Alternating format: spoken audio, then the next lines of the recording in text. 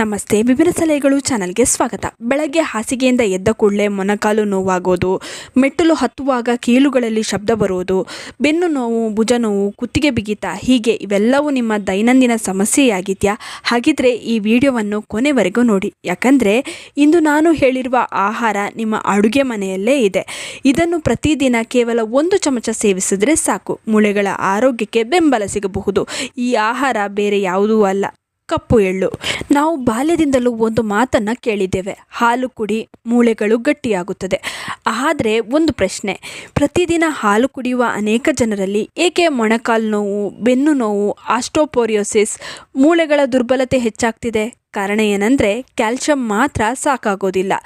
ನಿಮ್ಮ ದೇಹದಲ್ಲಿ ಕ್ಯಾಲ್ಶಿಯಂ ಸರಿಯಾಗಿ ಕೆಲಸ ಮಾಡಲು ಮೆಗ್ನೀಷಿಯಂ ಬೇಕು, ಜಿಂಕ್ ಬೇಕು, ಕಾಪರ್ ಬೇಕು, ಮ್ಯಾಂಗನೀಸ್ ಬೇಕು.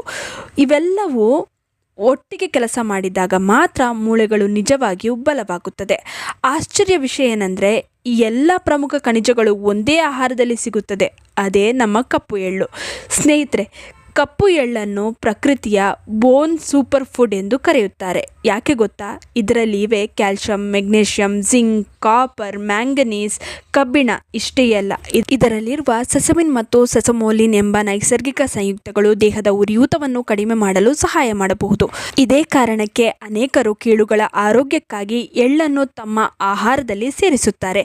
ಒಮ್ಮೆ ಯೋಚಿಸಿ, ಇಂದು ನೀವು ನಿಮ್ಮ ಮೂಳೆಗಳನ್ನು ನೋಡಿಕೊಳ್ಳದೇ ಇದ್ದರೆ ನಾಳೆ ನಡೆಯಲು ಕಷ್ಟವಾಗಬಹುದು, ಮೆಟ್ಟಲು ಹತ್ತುವುದು ಕಷ್ಟವಾಗಬಹುದು, ಇನ್ನು ವಯಸ್ಸಾದಾಗ ಮೊಮ್ಮಕ್ಕಳ ಜೊತೆ ಆಟವಾಡುವುದು ಕಷ್ಟವಾಗಬಹುದು. ಆದ್ದರಿಂದ ಆರೋಗ್ಯವನ್ನು ವಯಸ್ಸಿದ್ದಾಗಲೇ, ಅಂದರೆ ವಯಸ್ಸಾದ ಮೇಲೆ ಅಲ್ಲ, ವಯಸ್ಸಿದ್ದಾಗಲೇ ಕಾಪಾಡಿಕೊಳ್ಳಬೇಕು.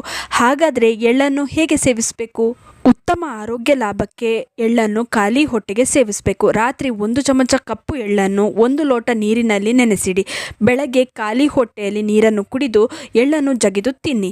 ಇನ್ನು ಎರಡನೆಯ ವಿಧಾನ, ಎಳ್ಳನ್ನು ಸ್ವಲ್ಪ ಹುರಿದು ಪುಡಿ ಮಾಡಿ ಚಟ್ನಿ ಮಾಡಿಕೊಂಡು ತಿನ್ನಬಹುದು. ಇದನ್ನು ಊಟದ ಸಮಯದಲ್ಲಿ ಹಾಕಿ ಸೇವಿಸುವುದರಿಂದ ಕೂಡ ಆರೋಗ್ಯಕ್ಕೆ ಉತ್ತಮ ಲಾಭ ದೊರೆಯುತ್ತದೆ. ಇನ್ನು ಮೂರನೇ ವಿಧಾನ, ನಿಮಗೆಲ್ಲರಿಗೂ ಗೊತ್ತೇ ಇದೆ, ಚಳಿಗಾಲದಲ್ಲಿ ನಾವು ಜಾಸ್ತಿ ಎಳ್ಳುಂಡೆನ ತಿಂತೀವಿ. ಈ ರೀತಿ ಎಳ್ಳುಂಡೆನ ಕೂಡ ಸೇವಿಸಬಹುದು. ಚಳಿಗಾಲದಲ್ಲಿ ಅಷ್ಟೇ ಎಳ್ಳು ಉಂಡೆನ ಸೇವಿಸೋದು ಒಳ್ಳೆಯದು. ಬಾಕಿ ಸಮಯದಲ್ಲಿ ನೀರಲ್ಲಿ ನೆನೆಸಿ ಎಳ್ಳನ್ನು ಸೇವಿಸೋದು ಬಹಳ ಉತ್ತಮವಾದ ವಿಧಾನ. ಇನ್ನು ಗಮನದಲ್ಲಿರಲಿ, ದೊಡ್ಡ ದೊಡ್ಡ ಸಪ್ಲಿಮೆಂಟ್ಗಳಿಗಿಂತಲೂ ಮೊದಲು ನಮ್ಮ ಅಡುಗೆ ಮನೆಯ ನೈಸರ್ಗಿಕ ಆಹಾರಗಳತ್ತ ಗಮನ ಕೊಡಿ. ಕೆಲವೊಮ್ಮೆ ಆರೋಗ್ಯದ ರಹಸ್ಯ ದುಬಾರಿ ಔಷಧಿಗಳಲ್ಲ, ನಮ್ಮ ಅಜ್ಜಿಯರ ಅಡುಗೆ ಮನೆಯಲ್ಲೇ ಇರುತ್ತದೆ. ಈ ವಿಡಿಯೋ ಇಷ್ಟವಾಗಿದ್ದರೆ ಲೈಕ್ ಮಾಡಿ, ಶೇರ್ ಮಾಡಿ, ನಿಮ್ಮ ಅನಿಸಿಕೆ ಅಭಿಪ್ರಾಯಗಳನ್ನು ಕಮೆಂಟ್ ಸೆಕ್ಷನಲ್ಲಿ ತಿಳಿಸಿ. ನೀವಿನ್ನೂ ನಮ್ಮ ಚಾನಲನ್ನು ಸಬ್ಸ್ಕ್ರೈಬ್ ಮಾಡ್ಕೊಂಡಿಲ್ಲ ಅಂದರೆ ದಯವಿಟ್ಟು ನಮ್ಮ ಚಾನಲನ್ನು ಸಬ್ಸ್ಕ್ರೈಬ್ ಮಾಡ್ಕೊಳ್ಳಿ. ಹಾಗೆ ಪಕ್ಕದಲ್ಲೇ ಇರುವ ಬೆಲ್ ಬಟನನ್ನು ಕ್ಲಿಕ್ ಮಾಡಿ. ಧನ್ಯವಾದಗಳು.